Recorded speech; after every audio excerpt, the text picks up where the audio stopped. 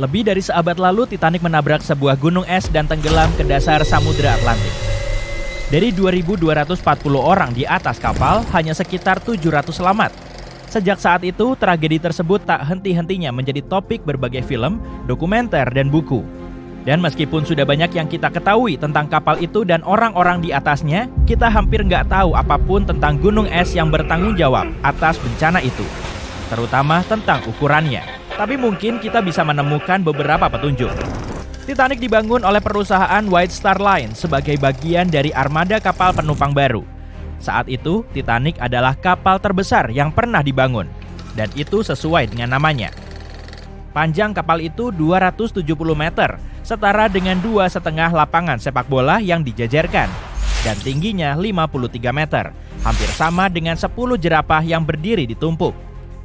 Dari garis air sampai ke geladak saja, tinggi kapal itu 18 meter. Itu mendekati tinggi bangunan 4 lantai. Titanic cukup besar untuk dilengkapi dengan kafe-kafe beranda, satu restoran, ruang baca dan tulis, pemandian ala Turki, gym, dan lapangan squash. Bahkan ada tempat untuk kolam renang. Kapal itu bisa mengangkut sampai 3.300 orang, termasuk 2.435 penumpang dan 900 awak kapal. Meskipun kemewahan penting, tapi keselamatan adalah yang terpenting. Titanic didesain dengan 16 kompartemen kedap air di bawah geladaknya. Jika sampai terjadi kecelakaan yang merusak lambung kapal, hingga 4 kompartemen tersebut bisa menampung air. Sementara 12 lainnya menjaga agar kapal tetap terapung. Philip Franklin, wakil presiden White Star Line, bilang ini menjadikan kapal itu benar-benar luar biasa. Dipercaya, pria itu bilang tidak ada bahaya Titanic akan tenggelam. Kapal ini tidak mungkin tenggelam dan penumpang tidak akan menderita apapun, kecuali ketidaknyamanan. Dia sangat keliru. Kapal itu meninggalkan Inggris untuk pelayaran pertama dan terakhirnya, tanggal 10 April 1912. Dan cuma butuh satu gunung es untuk menenggelamkan kapal raksasa itu. Gunung es sangatlah menarik. Gunung es terbentuk dalam proses yang disebut calving, saat bongkahan besar es air tawar terlepas dari gletser dan hanyut ke perairan terbuka. Lambat laun, gunung es akan meleleh dan hilang. Di belahan bumi utara, kebanyakan gunung es berasal dari Greenland. Di selatan, gunung es berasal dari Antartika. Yang kamu lihat di atas air cuma sebagian kecil dari gunung es. Ini cuma ujungnya. Sebagian besar, hingga 90% tersembunyi di bawah air. Hanya setelah memeriksa gambar seluruhnya, kamu baru bisa benar-benar tahu betapa besarnya gunung es. Bagian gunung es yang enggak kelihatanlah yang seringnya paling berbahaya. Di bawah gelombang, gunung es ini bisa memiliki tepian bergerigi di tempat acak. Tanpa disadari, kapal bisa dengan mudah berada terlalu dekat dengan gunung es yang mengakibatkan kerusakan parah di bagian bawahnya. Dan bukan cuma gunung es besar yang harus kamu waspadai. Gunung es lebih kecil yang lebih sulit dilihat, terbukti bisa sama bahayanya. Gunung es Growler misalnya, panjangnya di bawah 2 meter dengan cuma 1 meter lebih sedikit bagian yang tampak di atas air. Dan bergibit, gunung es yang agak lebih besar, ukurannya 4 meter. Bahaya gunung es mulai dikenal saat Titanic mulai berlayar. Di tahun 1901, kapal Islander sedang berlayar melalui Inside Passage ke Alaska. Kapal ini menabrak gunung es dan langsung tenggelam. Syukurlah 138 dari 178 orang di atas kapal berhasil selamat. Saat itu, belum ada peralatan khusus untuk mendeteksi gunung es. Alat terbaik adalah matamu.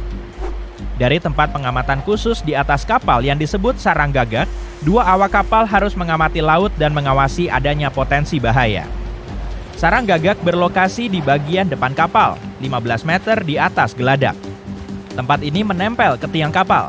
Dari ketinggian ini, seseorang bisa melihat laut dengan jelas. Kalau petugas melihat ada yang mencurigakan, dia bisa membunyikan alarm. Setelah itu, dia bisa menghubungi kapten dengan telepon khusus untuk mengingatkan adanya bahaya. Tapi bayangkan betapa mengerikannya pekerjaan ini, terutama di malam tenggelamnya Titanic. Sarang gagak bukan ruangan hangat dan nyaman yang dikelilingi jendela, melainkan sebuah bak besar terbuka yang terekspos ke alam. Tanggal 14 April 1912, suhu udara sekitar 4 derajat Celcius yang hampir mendekati titik beku. Dengan kapal yang bergerak sekitar 42 km per jam, para pelaut tentu merasakan udara dingin membeku itu menekan kulit yang terbuka. Hal baik dari pekerjaan itu hanyalah shift-nya yang berlangsung cuma 2 jam. Frederick Fleet adalah pelaut yang sebenarnya melihat gunung es yang menenggelamkan Titanic. Pada saat itu dia berada di sarang gagak. Bekerja dengan Reginald Lee. Fleet mengamati sebelah kiri kapal, sedangkan Lee mengawasi sebelah kanan. Saat itu jam 22. Ketika kedua lelaki itu memulai shift mereka sudah diingatkan tentang kemungkinan adanya es. Tapi ketika kamu kedinginan dan keadaan gelap, sepertinya ini tugas yang mustahil. Yang lebih parah lagi, kedua lelaki itu nggak punya teropong yang memudahkan pekerjaan mereka. Fleet nantinya bersikeras bahwa memiliki teropong pasti akan bisa mencegah tragedi itu. Saat sisa waktu tugas mereka tinggal sekitar 20 menit, kedua pelaut melihat gunung es itu. Fleet membunyikan lonceng, sekali, 2 kali, dan lagi.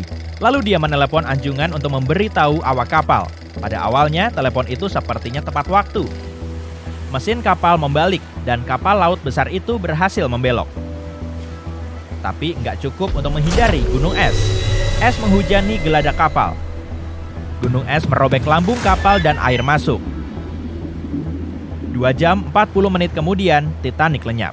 Dan di sini ada petunjuk nomor 1. Gunung es tersebut cukup besar untuk bisa dilihat dengan mata telanjang dalam kegelapan malam, tanpa teropong. Gunung es juga cukup tinggi untuk menghujani geladak kapal dengan serpihan es.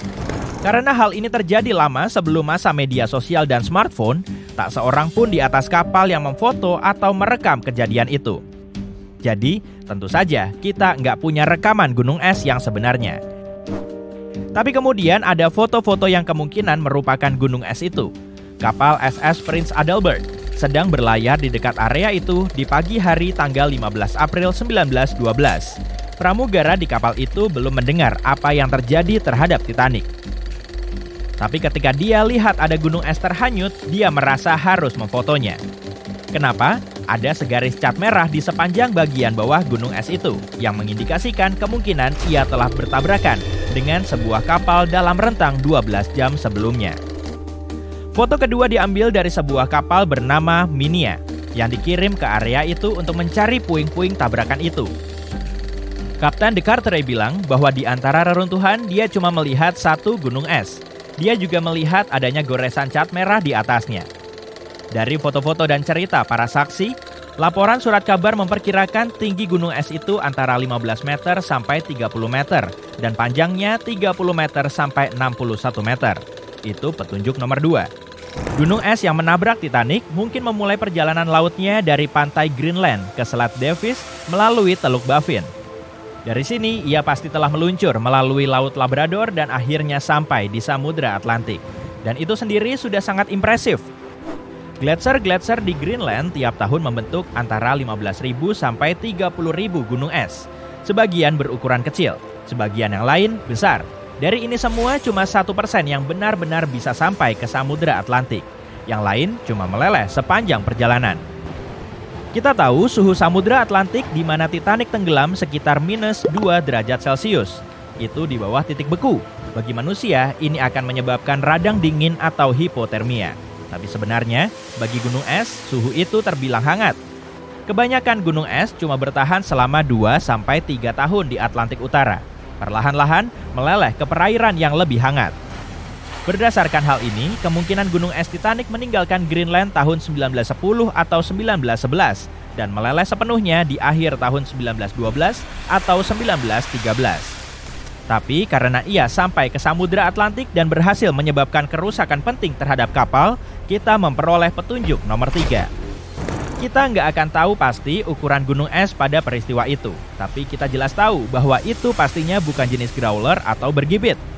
Kedua jenis gunung es ini terlalu kecil, dan kalau esnya memang berserakan di geladak ketika tabrakan, maka gunung es itu pasti sedikit lebih tinggi dari 18 meter.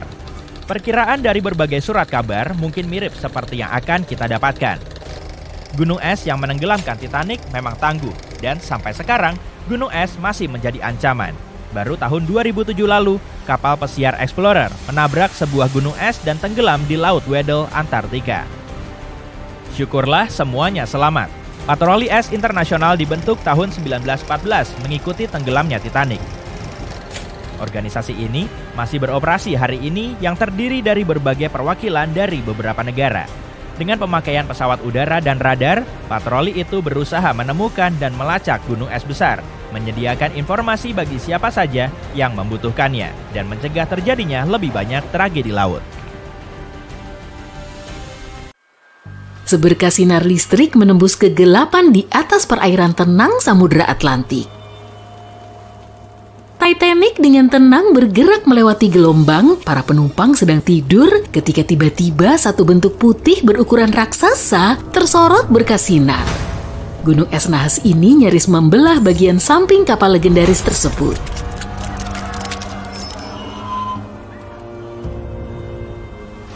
April 1912. Hanya 2 hari sebelum seseorang memfoto gunung es raksasa berbentuk elips yang sangat aneh, ternyata kemungkinan besar gunung es ini terbentuk dari salju yang jatuh 100.000 tahun lalu. Peneliti memakai pemodelan komputer untuk memperkirakan asalnya. Mereka memakai data dari tahun 1912 dan menambahkan informasi baru tentang angin dan arus laut. Kesimpulan mereka, kemungkinan gunung es ini adalah bagian dari gugusan kecil gletser di barat daya Greenland. Hari ini, menghitung rute gunung es semacam itu di tahun tertentu di masa lalu sudah mungkin dilakukan. Jadi gunung es kenamaan ini bergerak dari Greenland ke suatu area yang lebih jauh ke selatan dari Cornwall. Kalau saja Titanic melewati wilayah ini 2 hari lebih lambat saja, gunung es itu sudah bergerak jauh dari titik pertemuan keduanya. Awalnya, bobot gunung es paling tersohor itu 75 juta ton. Seiring waktu, pelan-pelan ia mulai meleleh. Dan saat menenggelamkan Titanic, bobotnya tinggal 1,5 juta ton. Saat tabrakan, kemungkinan gunung es ini sudah meleleh selama berbulan-bulan, tapi ia tetap saja monster yang sebenarnya. Saat Titanic tenggelam, panjang gunung es itu 120 meter dan lebih dari 30 meter permukaannya ada di atas air. Sebagian orang percaya supermoon-lah penyebab Titanic tenggelam. Malam itu ada peristiwa langka terkait bulan yang belum terjadi selama 1400 tahun. Dalam kondisi normal, gunung es tersebut belum akan bergerak sejauh ini ke selatan tanpa meleleh dan kehilangan sebagian besar masanya. Tapi, mungkin supermoon yang menimbulkan gelombang tinggi yang di luar kebiasaan juga menarik gunung es itu menjauhi gletser jauh lebih cepat dari biasanya. Ada bakteri jenis tertentu yang perlahan-lahan mengonsumsi sisa-sisa Titanic, korosi garam, arus laut, suhu yang membeku, ditambah mikroorganisme pemakan karat bisa melahap seluruh bangkai kapal itu. Artis Amerika Dorothy Gibson ada di atas Titanic. Dia selamat dan ketika tiba di kota New York, hampir seketika itu juga, dia mulai membuat film berjudul Sail from the Titanic. Film itu dirilis cuma sebulan setelah Titanic tenggelam. Dan dalam film itu, dia bahkan memakai sepatu dan pakaian yang sama dengan yang dipakainya saat bencana yang sebenarnya. Film itu sukses besar pada saat itu, tapi juga satu-satunya salinan film yang diketahui hancur dalam kebakaran. 14 tahun sebelum Titanic tenggelam, terbit sebuah novela berjudul Futility. Dan novela ini seperti memprediksi seluruh kejadian tersebut. Kisahnya berkisar tentang kapal fiktif bernama Titan yang tenggelam dalam pelayarannya. Ukuran Titan hampir sama dengan Titanic dan keduanya tenggelam di bulan April. Dan alasannya juga menabrak gunung es, baik kapal asli maupun fiktif digambarkan sebagai kapal yang tidak bisa tenggelam. Keduanya dilengkapi sekoci yang jumlahnya sudah memenuhi secara hukum yang kemudian ternyata jauh dari cukup. Kita sudah menonton ini dalam film, tapi memang ada kisah cinta sebenarnya di Titanic. Bahkan, 13 pasangan naik Titanic sebagai bagian dari bulan madu mereka. Salah satu dari pasangan itu adalah pemilik swalayan Macy's di New York. Begitu situasi jelas bahwa Titanic tenggelam dengan cepat, si wanita menolak masuk sekoci tanpa suaminya. Tapi sang suami nggak mau mengikutinya, sementara masih ada wanita dan anak-anak yang menurutnya harus naik sekoci lebih dulu. Lalu sang istri memberikan mantelnya ke pelayan dan dia ngotot agar pelayannya masuk sekoci dan ingin pelayannya hangat. Adapun wanita itu sendiri, dia ingin tetap bersama suaminya sampai akhir. Sebagian orang percaya bahwa Titanic tenggelam karena mumi, bukan karena gunung es. Semuanya berawal dari sekitar 1000 tahun sebelum Masehi dengan seorang wanita misterius yang hidup di kota para pencuri di Mesir. Orang sedikit sekali mengenalnya, tapi mereka menyebutnya pendeta wanita. Muminya dimasukkan sarkofagus kayu dan diberi tutup besar bergambar wajahnya dengan tulisan mistis. Tempat ini tersembunyi sampai paruh pertama abad ke-19 saat sekelompok penduduk lokal tanpa sengaja menemukannya dan mereka dianggap mengganggu ketenangannya. Tak seorang pun tahu bagaimana, tapi hari itu mumi tersebut lenyap tanpa bekas. Beberapa dekade kemudian, sekelompok sahabat kaya dari Inggris pergi ke Mesir dan menemukan peti mumi kosong bergambar pendeta wanita itu yang matanya seperti menembus kekosongan. Mereka memutuskan untuk membeli peti itu, tapi si pembeli lenyap di malam yang sama, bahkan sebelum memperoleh peti itu. Semua anggota kelompok itu mengalami kecelakaan, peti itu berpindah lokasi beberapa kali. Sampai, seperti yang dipercaya sebagian orang, berakhir di Titanic. Sebuah kapal selam robot butuh waktu lebih dari 70 tahun untuk menemukan kapal legendaris ini. Bangkai kapal itu ada di kedalaman mendekati 4.000 meter di bawah permukaan Samudra Atlantik dalam kondisi patah menjadi 2. Kenapa kapal ini patah? Tak seorang pun tahu dengan pasti. Sebagian menduga ini terjadi karena air memasuki kapal saat bertabrakan dengan gunung es. Tekanannya begitu kuat hingga kedua bagian kapal terpisah mulai dari struktur dasarnya. Yang lain bilang karena paku keling di lambung kapal, paku-paku keling ini mengandung terak atau sisa peleburan dalam konsentrasi tinggi. Dan ini bisa menyebabkan logam terbelah. Secara umum kapal ini memiliki banyak kelemahan, dimulai dari desainnya. Sekat kedap airnya nggak tertutup rapat di bagian atas, ini memungkinkan air mengalir di sela-sela kompartemen dan akhirnya menenggelamkan kapal. Besi dari paku keling kapal dan baja lambungnya akhirnya rusak karena kandungan belerang yang tinggi, suhu dingin, dan kecepatan tinggi. Baja itu hancur hingga paku kelingnya mencuat dengan cukup mudah. Karena itu Titanic tenggelam 20 kali lebih cepat daripada seharusnya. Kalau Titanic menabrak gunung es dari depan, bukan dari samping, mungkin ia akan tetap terapung. Bagaimana mungkin anggota kru nggak punya teropong? Teropong pasti akan sangat membantu melihat gunung es tepat pada waktunya, bahkan mungkin bisa menghindarkan bencana. Tapi teropong di atas Titanic terkunci di kompartemen penyimpanan. Cuma satu anggota kru yang punya kuncinya dan dia telah dipindah dari kapal itu tepat di malam sebelum kapal mulai berlayar. Anggota kru ini bilang dia nggak ingat untuk menyerahkan kunci itu. Tapi tanpa teropong pun, kemungkinan kapal masih punya waktu untuk mengubah jalur dan menghindari tabrakan kalau kru memperoleh peringatan. Tapi itu masalahnya, seseorang memang mengingatkan mereka. Sekitar sejam sebelum insiden, satu kapal yang posisinya relatif dekat dengan Titanic, SS Californian, mengirim pesan untuk memberi info kalau kapal tersebut terpaksa berhenti karena padang es padat. Tapi peringatan itu nggak pernah sampai ke Kapten Titanic. Beberapa ahli bilang ini terjadi karena operator radio nggak berpikir informasi ini mendesak, dan kemudian SS Californian bilang mereka nggak menerima permintaan bantuan dari Titanic karena operator radio mereka sedang nggak bertugas. Sebagian orang bilang kru Titanic nggak bisa melihat gunung es pada waktunya karena ilusi optik. Mungkin kondisi atmosfer malam itu menyebabkan pembiasan super yang bisa menyamarkan gunung es. Bagaimanapun tak seorang pun benar-benar melihat gunung es sampai posisinya sudah terlalu dekat dengan kapal untuk menghindarkan tabrakan. Bahkan, jarak antara saat mereka melihat gunung es dengan tabrakan tidak ada semenit penuh, cuma 37 detik. Dan Titanic butuh 2 jam 40 menit untuk lenyap ke bawah gelombang laut.